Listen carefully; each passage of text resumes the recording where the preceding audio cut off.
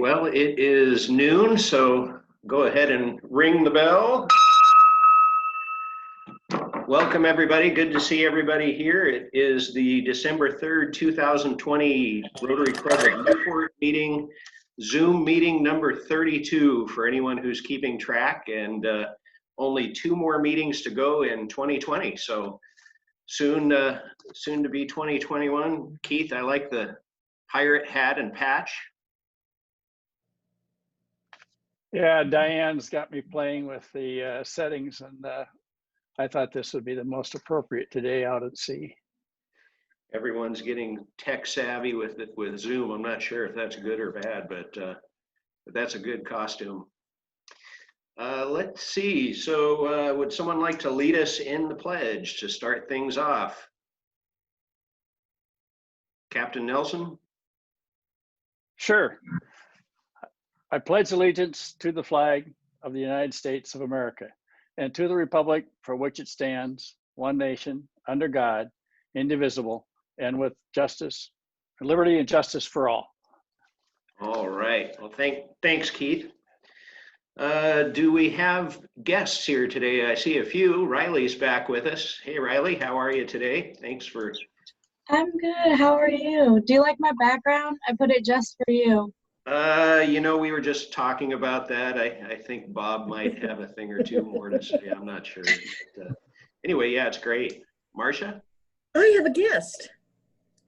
I have Brian J. Gardner joining us by Zoom. Brian is a long-term Lincoln County attorney who I have shared office space with in the past, worked with at the DA's office in the past, and he is now the Chief Deputy District Attorney. And he's joining us today, and I would really love to see him and his wife consider joining as a couple. Well, that is fantastic. Welcome, Brian. Glad you could join us. Thank you. Anyone else have guests? I know we have a speaker that we'll introduce with the program that I think... I have our December Students of the Month, Jiro Gonzalez and Lexi Giampa. All right, welcome. We'll look forward to hearing from both of you, I guess, in a couple weeks. So glad you could join us.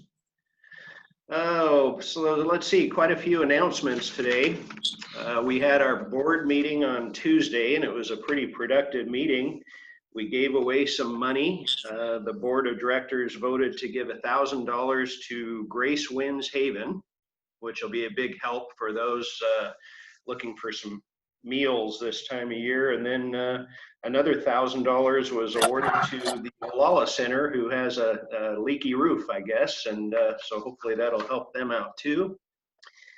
A few other announcements. Let's see, Sonia Graham, you have an announcement for us, I believe.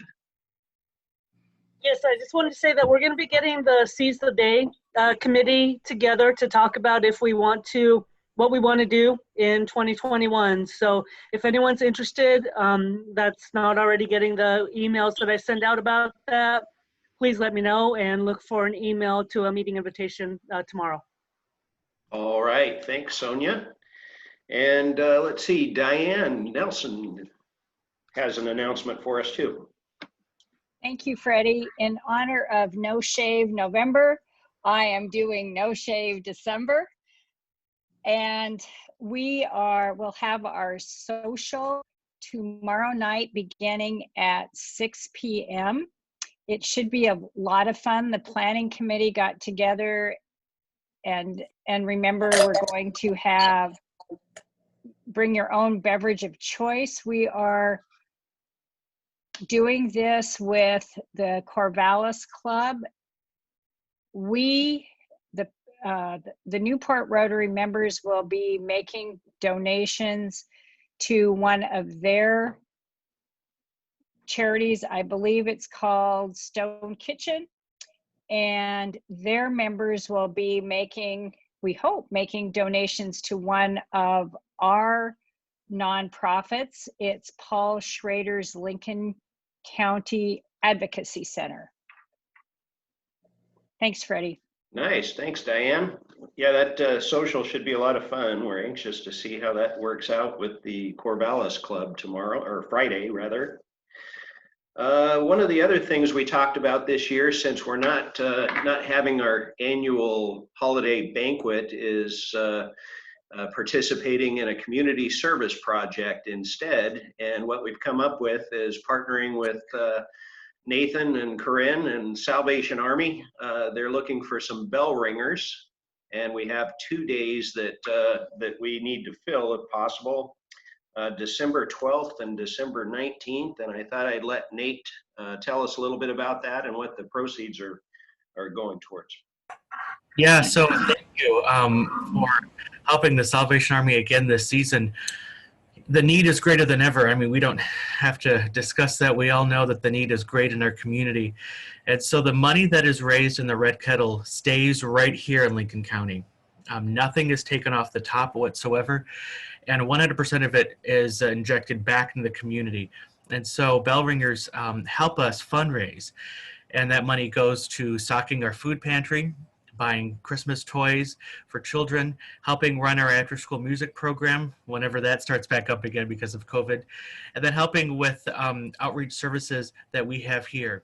And so it's a little bit different this year because of COVID. We're taking different precautions, but we are happy that Rotary has committed to register for Saturday the 12th and Saturday the 19th. And Sylvia is coordinating that effort. And we have volunteers that will stop by the kettle every couple of hours and disinfect, and we'll give you all those materials and masks and everything.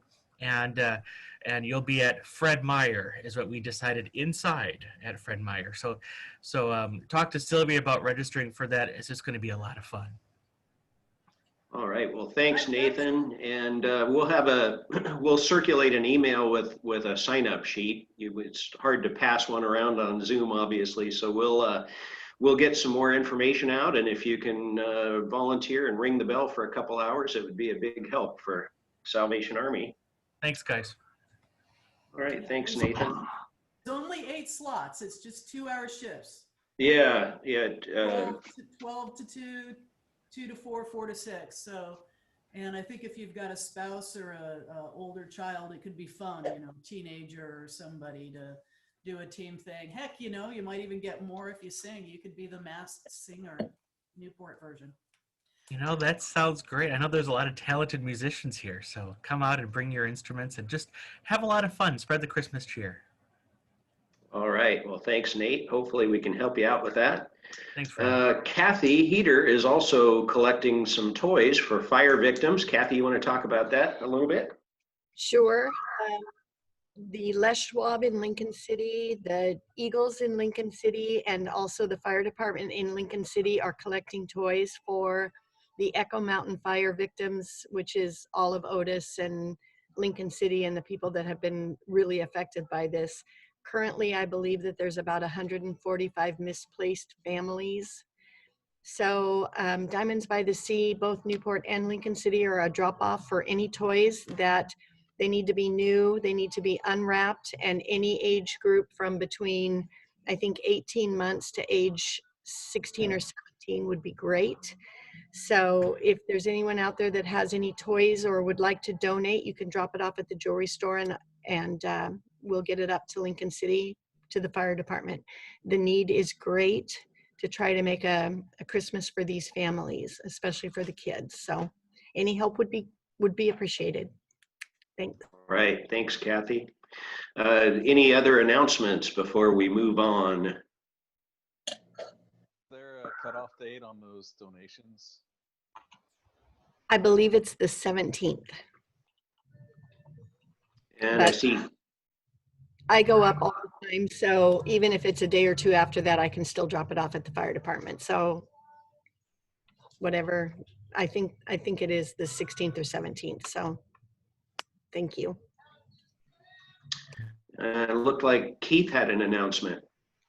Yes, the members should know in the next week or so, I hope, to get out to each individual member an email from DACDB that will tell you how many Rotary Foundation points you have and how many points you need to, or how much money you need to give to get your next recognition points for, or recognition, Paul Harris Fellowship. And that'll be coming from DACDB, so it'll be holiday non-junk mail. So. All right, thanks, Keith. Let's see, that brings me to the next topic. We have another vocational meeting. Is that, Diane, is that next week?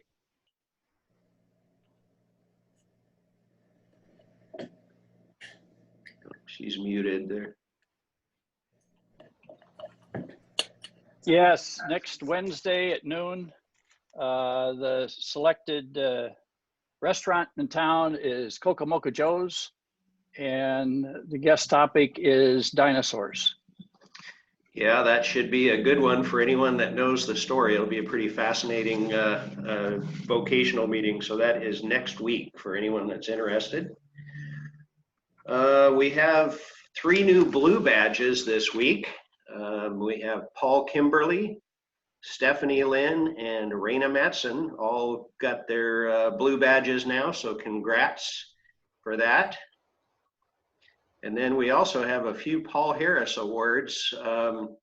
Amy Thompson's won. I don't see her on here. Is anybody know if she's on? I don't see her on the list.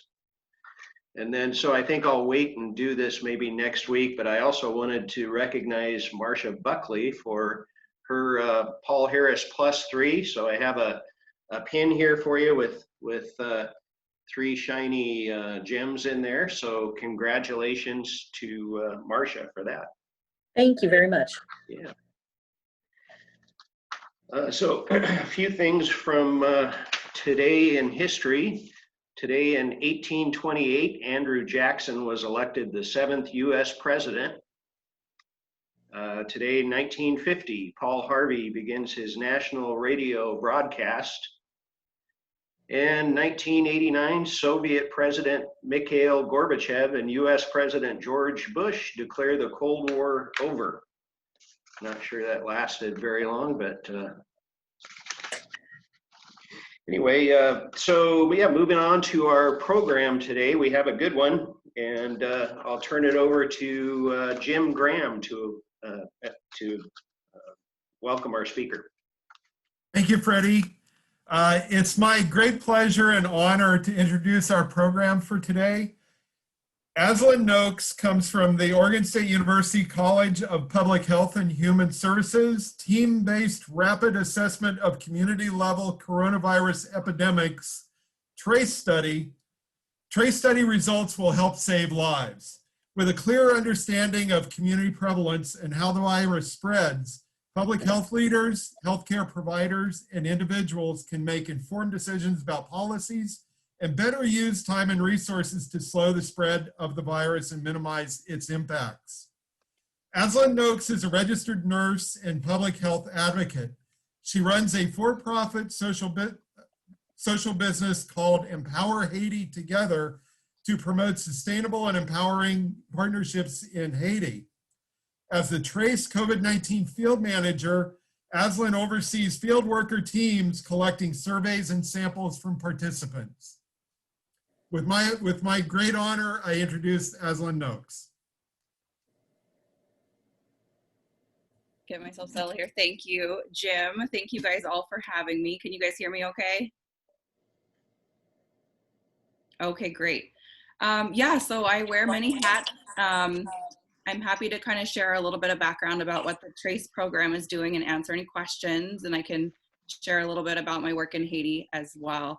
I have been a registered nurse for a little over 10 years. I primarily was working at Student Health Services on campus at Oregon State University. Any Beaver fans here? Woohoo, go Beavs. So that's pretty much what I've been doing. And as the pandemic started coming to a head in March here, I ended up getting furloughed from my job, which it's like, you're a nurse in a pandemic and you're getting furloughed. This is really strange, right?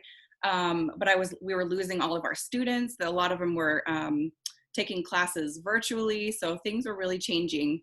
And we ended up doing a lot more telehealth. I was working as a temp, about 12 hours a week at the clinic, with my work taking me to Haiti often, 4 to 5 times a year sometimes. So that was keeping me quite busy. So I was like, what am I gonna do? I actually even applied for a nursing job in New York, at Ground Zero, and I'm I'm so thankful I ended up finding Trace so I could stay here with my family and not get shipped off there. Although my mother's a New Yorker, I'm her daughter, you know. I would have had some family back there. But anyways, yeah, so I got thrown into Trace and found the whole study extremely fascinating. Trace helps answer a question. I can give an example of basically something that happened in Newport where there was an outbreak at a fish market, and there was a lot of cases at a certain location. But what we didn't know was how widespread is COVID in Newport? Like, what kind of estimate do we have throughout the whole city? Or are there areas that we're seeing higher prevalence? Trace helps answer that by sending out teams. Typically, we have about 30 teams of 2. So we have a team lead who is typically a traditional health worker, community health worker. Sometimes they're nursing students. We've had some from the Coastal Community College, which has been really, really great collaborating with them. And then they're paired with an OSU student. So there's 2 of them typically, and they'll go in an OSU motor pool van, and they get assigned a census block within the city. And depending on the density of that census block, they have an interval that's assigned to them. For example, every 3rd house, you'll knock and approach and ask if they'd like to participate and give a COVID sample.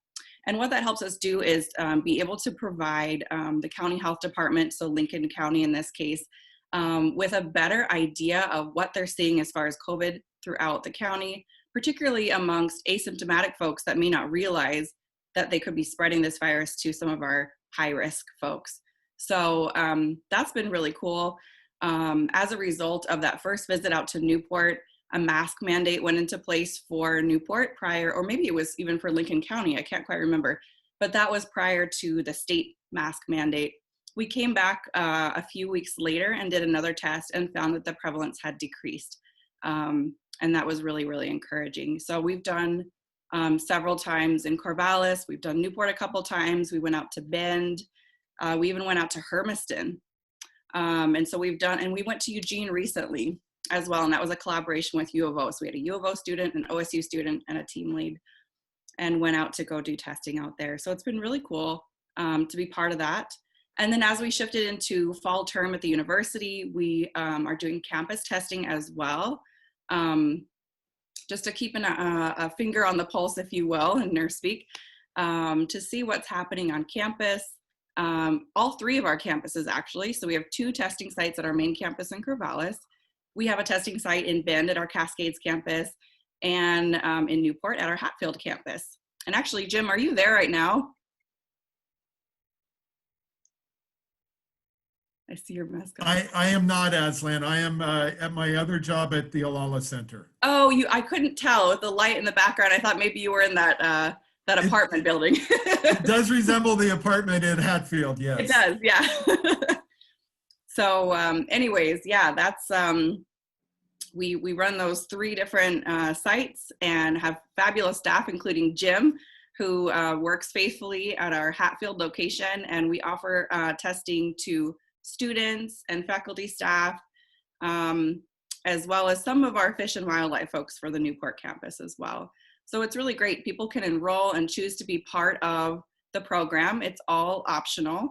They send out a number of invitations randomly each week, and those folks can decide if they want to come get a test. And it's really helpful to kind of see what's happening. Are there changes? All of our results are also available on the website at trace.oregonstate.edu. And you can find all kinds of different information, press releases that we have there as well. Lots of information there, as well as our weekly results. We also did something right prior to Thanksgiving, allowing all of our students, 100% of our students, if they wanted to come get a test, to help them determine if it was going to be safe to travel to see their family. And that was really nice. So if they had high-risk family, grandparents perhaps, if they were concerned about potentially putting them at risk, it was nice to be able to feel safe traveling home if that was what they were going to be doing. So before I switch gears and talk a little bit about Haiti, can I answer any questions about our TRACE program? I'm the field operations manager, so I'm not one of the PIs on the study, but heavily involved in making it happen out in the field. Yeah, Aslan, I have a question. When the results came back in from the preliminary testing, was there anything that was surprising or particularly, I guess, unexpected about the results? What specifically are you talking about? Well, let's say the most recent. So I think like our most recent, like our student testing, when we offered it to 100% of our students, obviously not 100% of them came, but we did see about 1 to 2%. I can't remember what the exact number ended up being of positivity rate. And that was interesting because again, a lot of students just think, oh, I just had a little sore throat or I had a little headache, or maybe they're asymptomatic completely and they don't realize that someone vulnerable at home, that could be a really different story for them. So no major surprises there. I will talk about like our Eugene weekend, for example. Lane County had a lot of sporadic cases. So what that means is people that present with symptoms and show up and get a test and turn out to be positive. That's your sporadic cases that you find. The sporadic case count was really high. And if anybody gets the Oregon Health Authority daily reports, you can see detailed numbers on which counties are reporting those cases for our state. I find it really fascinating as someone that has studied epidemiology. But Lane County was seeing a big spike in cases. And so we were asked, the TRACE team, to come down and survey the city of Eugene. There was a couple funky things about the weekend that we went out. The weather was pretty crummy being out there. So perhaps some people didn't want to answer their doors if the weather was pretty downpourish or really cold. The other thing too is the election results had just been announced on that Saturday. And so I think some people's, it was very escalating for a lot of people. And so we had a much lower participation rate. Just for an example, our participation rate in Corvallis was typically about like 84%. I think it was closer to like 80% in Bend. We were feeling bad about ourselves when Newport was about 78% until we went to Hermiston, which was 44%. And we were like, ooh, a lot of them told us we're not participating in COVID-19. And I didn't know there was an opt-out function, but anyways, we found a very similar participation rate in Eugene and we were shocked. We were very shocked to see a participation rate that low. And we think that it was a number of factors there.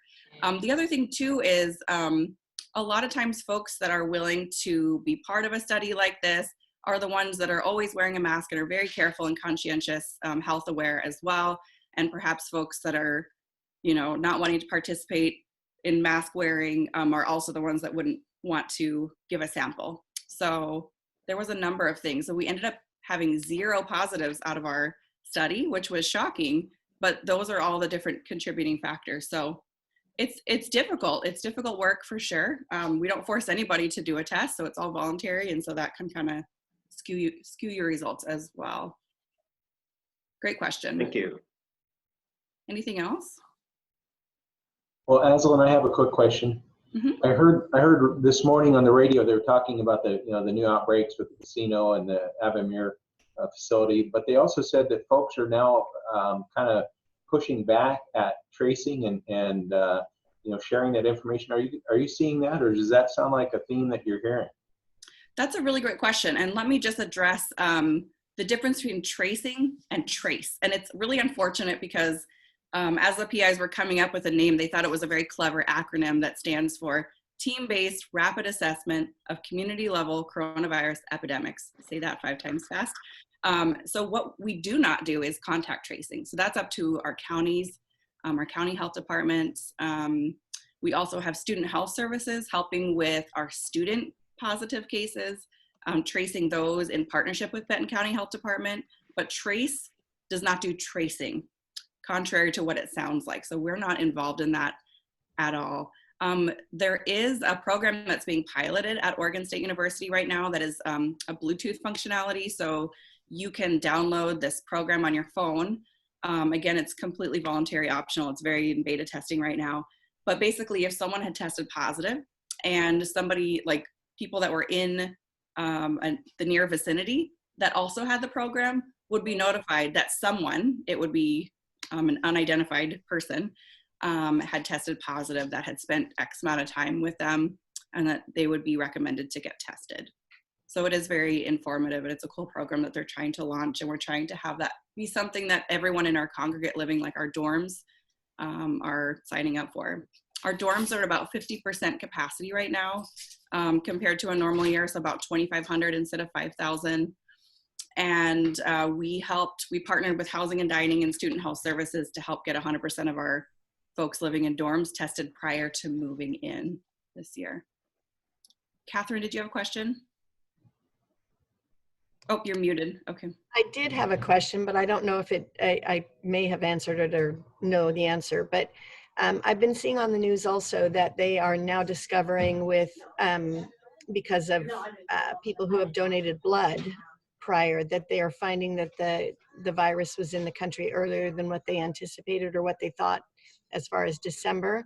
Mm-hmm. And I'm wondering, do the tests, when you test someone for COVID, if they come up negative, are they testing, or are you looking to see if there are antibodies with that person? How do you find out? That's a really great question. So we are doing a self-administered nasal swab. So it just goes about 1 inch into the nostril. It's not that brain one, the nasopharyngeal. It's just a gentle nasal swab that you have control over. And it is looking for actively shedded virus. So this is not an antibody test. It would make sense that they could look at that past history in the blood and find that antibody in there, like history of past infection. But no, that's not what we are doing. We're looking for active infection because that would help us inform who's at risk right now. And that's why it's a weekly thing where we're seeing what are changes now. You know, someone might say like, oh, I had a COVID test 2 weeks ago. That's great. That means nothing today. And that's why we are constantly providing that testing to have an idea where we're at today. Well, if there's no other questions, I might just take a few minutes and talk a little bit about my Haiti work, which has been my passion for the last like 10 plus years, long before COVID. Changed my path for a little bit. So I started going down to Haiti in 2010, shortly after the earthquake that happened in January. I went with a medical team, and I've been to low-income countries and worked in different programs before, but never in a place that had just suffered such an extreme disaster like Haiti had. So I saw a lot of need, but I also saw a lot of us medical folks coming at it with a very downstream approach. Like they're already sick, they've already got these conditions going on, and we're trying to put a Band-Aid over a gaping wound instead of kind of looking at upstream, like how did we get here, which is complicated. But it's what made me go back to school and get my master's of public health and global health, really looking for upstream solutions. Long story short, I ended up starting a hypertension management program, partly because that very first trip when I came to Haiti, I saw such high blood pressures in the rural communities we worked in, sometimes, I'm averaging here, but about 200 over 100. And not that someone had just spiked up to that, but that was where their body had gotten to over time. And they were just taking time bombs, strokes waiting to happen, heart attacks waiting to happen. And it was just like shocking. But I also saw as part of these medical teams, you would give them maybe a couple months worth of blood pressure medications. But if they weren't on that medication prior to your team being out there, what was going to happen in 3 months when they ran out of the medication? Their blood pressure was going to shoot up, and now it was going to be significant, sudden change. Could that be inducing a stroke or heart attack? Isn't the first rule of medicine first do no harm? So I really morally, ethically struggled with that thought. And so I wanted to see how we could come alongside and partner with communities and try to give some more wraparound care to managing hypertension in those communities. So one of the things I saw also is that when we administered medications with group trips like that, a lot of times they were given in a small little snack-sized Ziploc bag. And a lot of times those medicines can look like candies, and kids could access those. And that's not how we administer medications here. A lot of times they're in child safety bottles. So I did a little drive and I collected a whole bunch of bottles that people had used that they were done with, that I could peel the labels off and put a label that was, this medication is for you. Here's your Haitian doctor that's prescribed it. So I do partner with a Haitian doctor who is in Haiti about half the year and here in Oregon half the year. He actually works at the Staten Hospital and is fantastic. And I feel like he equally understands both cultures. And And so he is our medical director that oversees that. I work with several different Haitian nurses that help do the follow-up and refills out there when I'm not in country. And we have a fabulous team. Currently, it's been a bit difficult to get out to some of these communities. Initially, some of our nurses were very nervous about COVID. Even with a mask on, they were very nervous to go out into their communities. There was a lot of misinformation being spread about how the disease was transmitted. And then also there's a lot of gang activity in Haiti. So safety, getting out to some of these communities. There's this papaya gang, believe it or not, that's what it's called. That's on the way to one of the communities, and they're just really awful. And the nurses were fearing for their safety. So I ended up finding some nurses that live closer to these communities or in these communities to try to help make it safer and easier for them to administer the medications. But it's still challenging. With lack of education in a lot of these rural areas, when you give someone a medication, all right, when's the last time you went to the doctor and they said, I'm going to pick on Bob. Bob, here's your blood pressure medication. And make sure you only take it for your blood pressure, but don't take it for headaches or neck pain. And you're like, she's insulting my intelligence, right? But in Haiti, you'll come back to do a refill and you look at their pill bottle and it's empty. And you're like, Madame, where's your medicine? You know, and she's like, I don't know. And I'm like, well, did you take them twice a day? No. And you ask all these questions and you finally figure out that she was taking it for her stomach ache and her neck pain. And it was just a pill. It was just a pill. It didn't mean that it was very specific to one thing. And so there's cultural things like that that always throw curveballs. So you have to really be ready to, you know, be quick about changes, education, even the bottles, the child safe bottles that we had brought out there. As I was handing them out, I realized people were sitting there not knowing how to open them. And I'm having to do an impromptu lesson, and I speak Creole fluently, you know, and so I'm having to go out there, and they're trying to open these bottles, and they're all, and the younger ones, the teenagers who have also never opened one of these bottles, was understanding what I was saying. So they were all yelling and coaching how to do it. It was a very entertaining event, training how to open the child safe bottles, but just things like that you don't even think about till you're out there sometimes. So been really challenging. One of the things I do to help support and keep our program going is I run a guest house in Port-au-Prince, Haiti, and it's really near the airport. So we have a lot of the expat missionary groups stay with us. They pay a very affordable rate to stay with us. We also host medical patients free of charge coming from rural areas, particularly if they have surgical needs in the city. We just had a group of 4, was it yesterday or the day before, that stayed with us because they were having eye surgery. One of the kiddos had had cataracts. He was born blind, had these cataracts removed, but still couldn't see well out of one of his eyes. And they were doing a repair in hopes that as his eye recovers from the surgery, that he'll actually have full vision again. So thoughts and prayers that way for that kiddo's healing. But 4 people had eye surgery. Went back out to the rural where the have come through. We also sell, actually you can kind of see over my head right here, there's some hammered steel art that's made out of old oil drums. So we bring things back to sell. That not only supports the Haitian artisans, but again, helps fund our programs and what we do down there. I had a couple custom things made this year. They do these ornaments out of the metal. Let me hold these up here. So I had a couple fun ones that I custom ordered this year. So you can see here, this is a mask for 2020. How we'll all remember this year. We've got our friend Rona, the coronavirus, wearing a mask with 2020 on there. And we also have this one, 2020 with toilet paper and a mask in place. If anybody's interested, I can email information out about this afterwards. I sell these for $7. If you're ordering 5 or more, they get discounted down to 5. And then we have earrings that we sell as well. These are really pretty. All of these are completely unique. So if you see something that you like, there's only one of a kind. I can send pictures of these. I'll show you just a couple more. These are painted earrings, very fun, Caribbean vibes. This one is made out of upcycled rubber from the inner tubes of tires. So it takes trash off the streets and makes really pretty earrings. You can kind of see they're kind of a leaf shape. These are cow horn there's just tons of really fun stuff. So anyway, so that's my Haiti. That's my Haiti journey. There's the very short version of what I do down there. Anybody have any questions for Aslan on the Haiti or COVID part? Diane?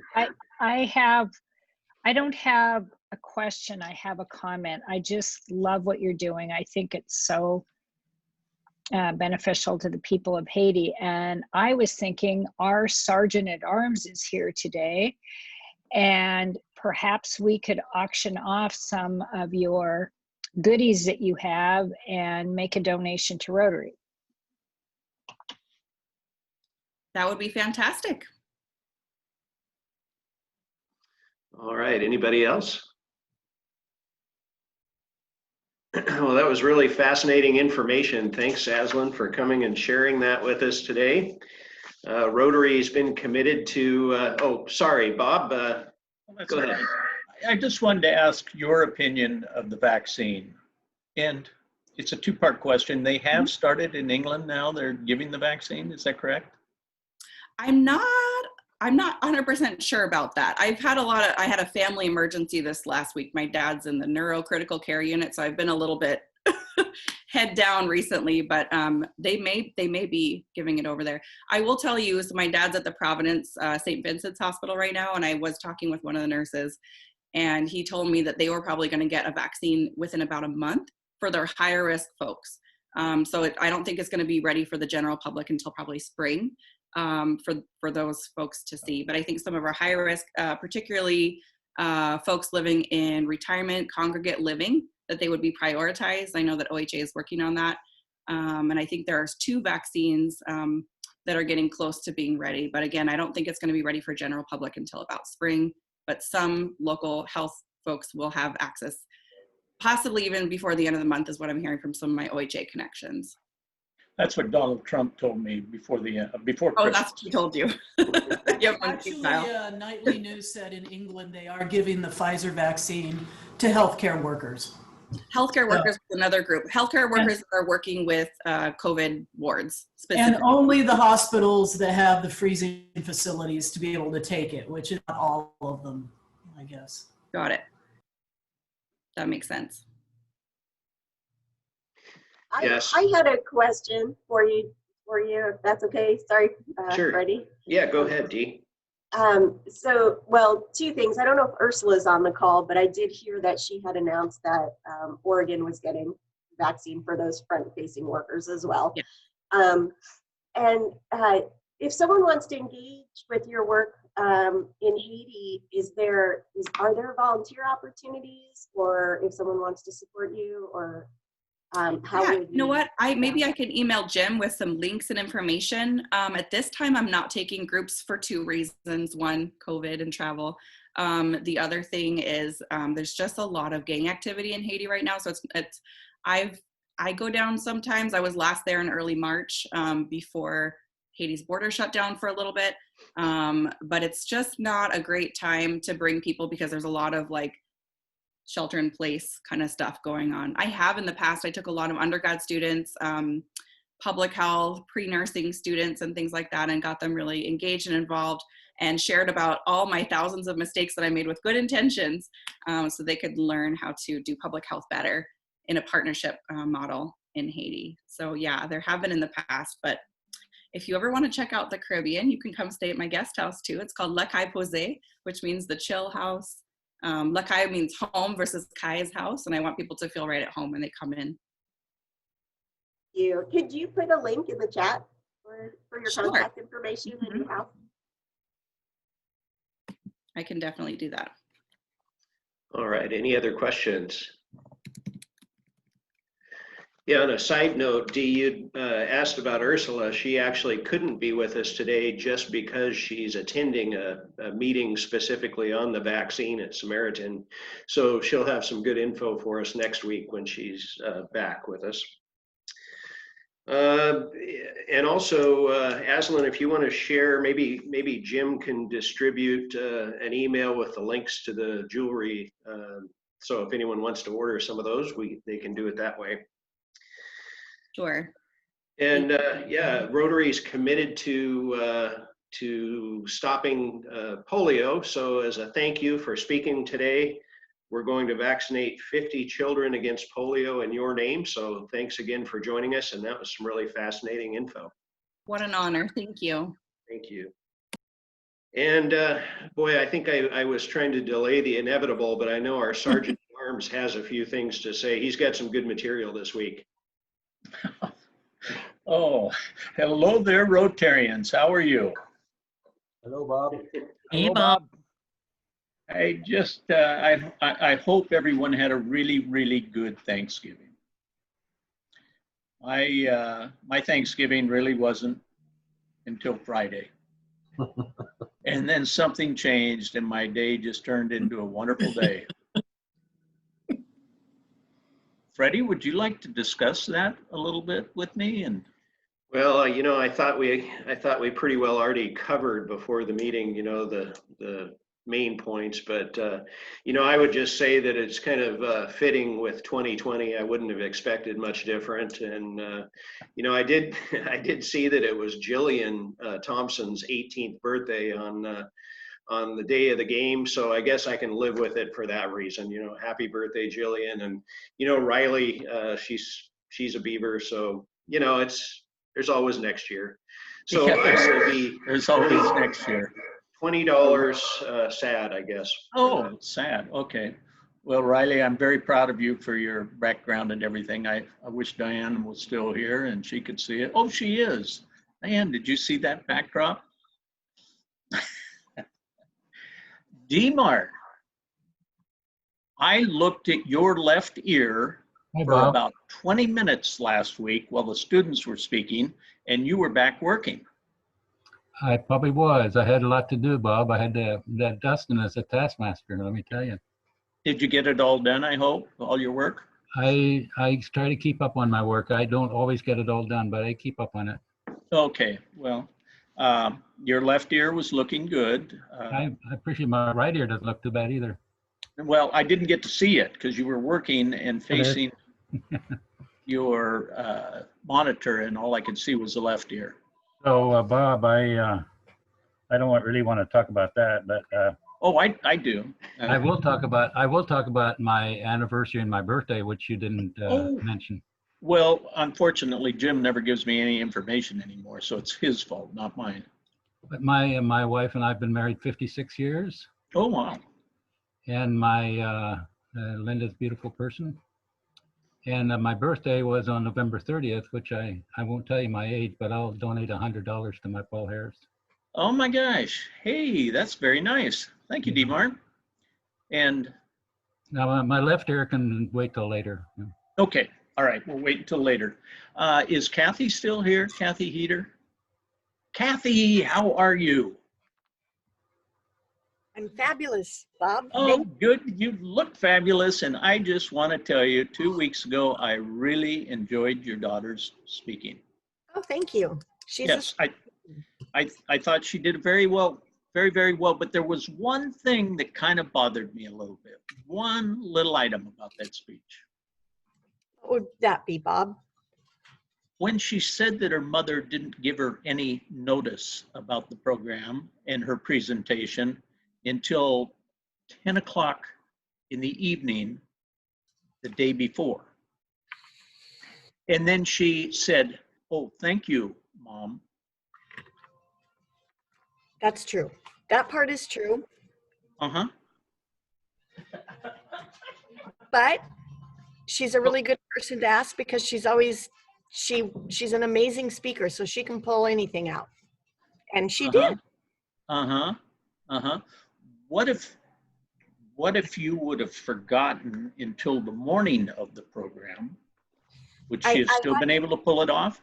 I actually didn't forget, Bob. I just didn't, what I couldn't find was my PowerPoint presentations. They're on some dongle somewhere, and I couldn't find the PowerPoints for my jury program. So then all of a sudden Angie called and I said, "Hey, you know, how'd you like to do a program tomorrow?" And she said, "What?" And she said, "Okay." Well, that was another thing that confused me because I thought we were going to auction off diamond rings. And so I was very, very interested in that. But You know, then, I'm not allowed to sell anything at Rotary. well, I just think that there should have been more information handed out. And I think you and Dave are to blame. Not Dave. This is all on me. Oh, it's all on you? Okay. 100% on me. I actually am proud. I'm going to go with I am $50 proud of my daughter, Angie. Where's my Paul Harris for just being so dang smart. She's an OSU grad as well. So I knew you'd tell that. Yeah. She is a toxicologist. And let me tell you, it doesn't take very long for her conversations to go way over my head. So. Well, she did a very good job. I can only imagine how well it would have been had she been given proper notice. But with that, we'll let go of that subject. Bob. Is there any birthdays out there other than D-Mart that people want to talk about, or happy bucks? Are there some happy bucks out there? I know I'm $50 happy over the Beavers, so yeah. And I'm sure there's some other happy dollars out there. Hello? Outerkirk? You've got the darndest look on your face right now, like, I want to say something, but I'm not gonna. Okay, I'll say something. And that is, I did get to see my son and his wife and my two grandsons, and I've just learned that my oldest grandson has the same birthday as you do, Dietmar, November 30th. So you must be a good guy. I never knew. It's a great birthday, Jeff. It's a great day to be born on, yeah. It is. Anyway, I'm $50 happy, Bob. Oh, good, good. We got a little something going here now. That's what we're trying for. Anybody else want to talk about happy dollars? Bob, I saw Paul had his hand up a minute ago. Oh, he did? Yes. Oh, where's Paul? I don't see. I was being Oh, there you are. discouraged by my significant boss. Don't rat me out. However, I am happy. Well, there it is. What are you happy about, Paul? Well, not for my kids screaming in the background, but I am happy for the fact that my mom is going to be able to come and visit this Christmas, and we weren't sure. So really happy about that. Now, where's your mom from? Denver, Colorado. Oh, wow. Well, good. When does she get here? The 17th. Maybe you can bring her to a Rotary meeting. Probably. Yeah, she came to last year's Christmas. Oh, good. Good. Yeah. Hey, there's old Strangler. Strangler, we never see you anymore. Me? Strangler. Well, not me. Are you Strangler? No. I've been kind of busy, Bob. Sorry. But hey, I'm here today. What did you think of the game? Is he there or is he not there? I loved it. How much did you love it? Yeah, I got some kind of a problem with my internet connection here. I probably at least $25 worth of love. Well, good. We'll take that. Yeah. Yeah. Unfortunately, last night we lost to Diane's team at Pullman, but I think it was the refereeing personally. I can be $5 thrilled. How about that, Bob? Okay, well, that's fine. Never asked for it. Just happen to get it. Okay. Anybody else want to say anything? Me. Peggy Well, does. then Peggy, Yeah, what did you want to do? I don't know if you can hear me. We're having new flooring put in right now. Oh, new They're- flooring. I'll bet you're proud of that. No, I had a birthday on Thanksgiving, Oh, you did? and I'm yes, and I'm not $17 happy. I'm $71 happy. Oh, my goodness. Put forward my Paul Harris Fellow. Well, thank you very much. We appreciate that. Anybody else? was a great Thanksgiving, I'll add, because the Kimberleys joined us for dinner. So it was great fun. Oh, I bet that would be. Yeah. It Uh-huh. Was fun. Did you Thank you, Peggy. did you watch the game, Peggy? Yes, of course. Okay, and you were happy? I'll leave that one to Jim. I'm probably $50 happy for my Paul Harris because the Beavers won. I've been a long-suffering Beaver fan since the 1950s. It's a long time. That's a long time. Well, good. I'm glad you're happy. Well, with that, I'll turn it back over to Freddie, and thank you, Rotarians, for your generosity. All right. Well, thank you, Bob. Nicely done. And I'm glad you had a good Thanksgiving weekend. Happy birthday, Dietmar and Peggy. Let's see. With that, we'll go to our secretary. Is that Jim today? This is a pretty good meeting. We have 40 out of 60, and even I can do the math on that one. That's 2/3, given already applying makeups, but the majority of those, over half, are good, solid members actually attending. So congratulations to us, over 50% and 66.7%, 2/3 attendance when we count makeups. Member incentive, it's rolling around in my head, it's rolling around in my head, it's rolling around in my head, rolling around in my head. Signe Grimstad. And Mark, what is it, a $5 week this week? Yes, it is. So $5 member incentive to Signe. I'm not sure if she's on here with us today, is she? I don't think so. Oh, yeah, she is. Yeah, she was Sorry, earlier. Signe.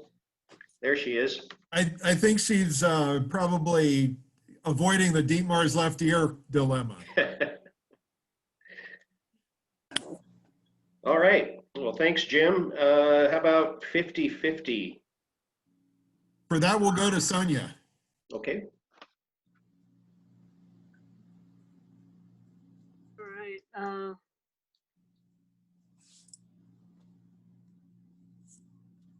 Actually, why don't we do John and come back to me? All right. John has the big drawings this week for restaurant gift cards.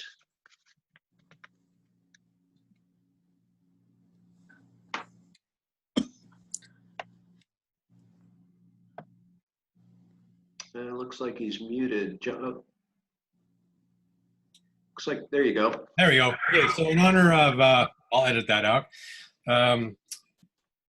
In honor of, usually Thursday, this first Thursday of December is our Christmas celebration. So in honor of that, we thought it'd be a good idea to support our local restaurants and also hand out 5 $50 gift certificates to local restaurants. So that's what we're doing. I have all the names in the hopper, and I got to thank Sonia for, I'm using her Wheel of Fortune to do this. So let me set up the Wheel of Fortune.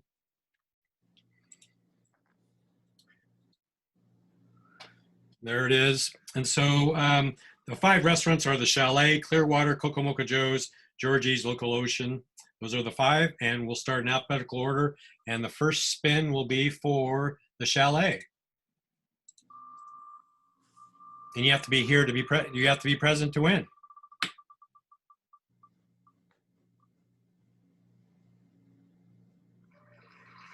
Jim Walker. Hey. The Chalet. Clearwater's next.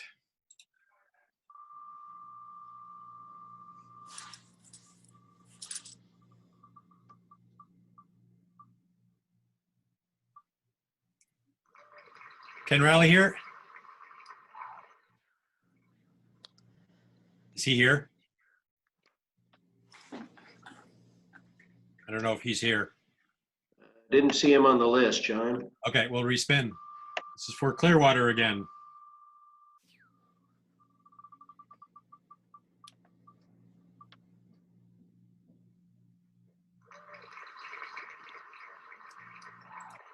Jeremy's not here.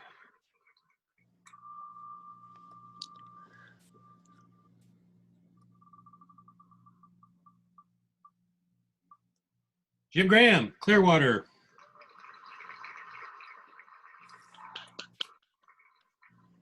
The next restaurant is Kokomoka Joe's, $50.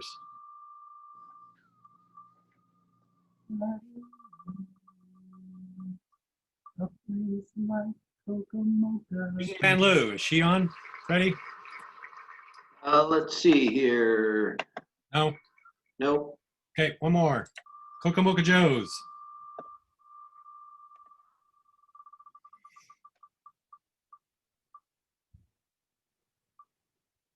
That was close. Sylvia Polly. She is here. They're just 2 doors down from me, Perfect. too. We knew that. This is for Georgie's, $50.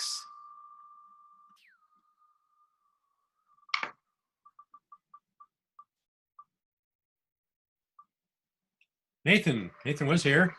He's here, yeah. Hey, good, Nathan's going to Georgie's. And the last one is Local Ocean.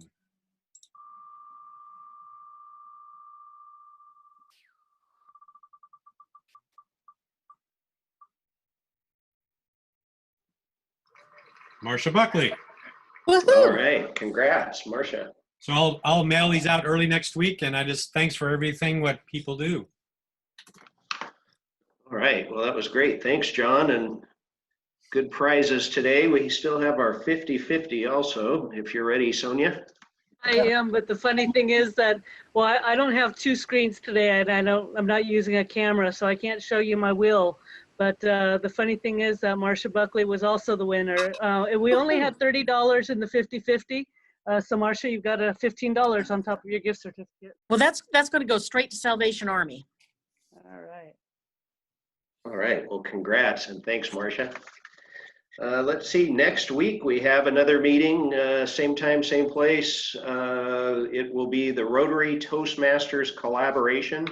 We have Lori, I think is it Wheat Camp with Toastmasters that's going to talk with us.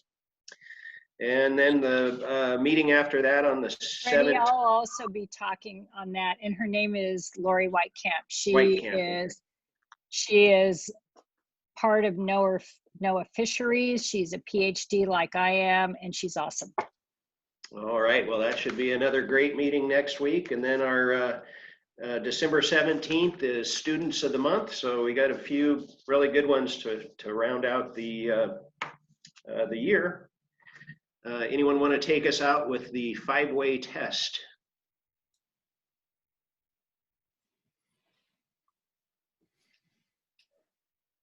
Hard when I only see about 6 people on here, but I'll go ahead and do it. I'll do it, Freddie.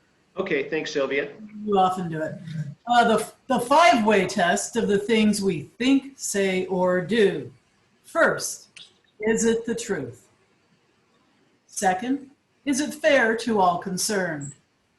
Third, will it build goodwill and better friendships? Fourth, will it be beneficial to all concerned? And fifth, is it fun? Woohoo! All right, well, thanks, Sylvia, and everyone. Hope you have a great week and see you next Thursday.